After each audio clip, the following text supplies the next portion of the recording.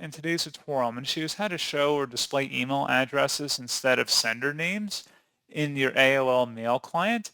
So this should hopefully be a pretty straightforward process, guys. And without further ado, let's go ahead and jump straight into it. So all I could do is sign into AOL Mail and select the settings gear button up at the top right.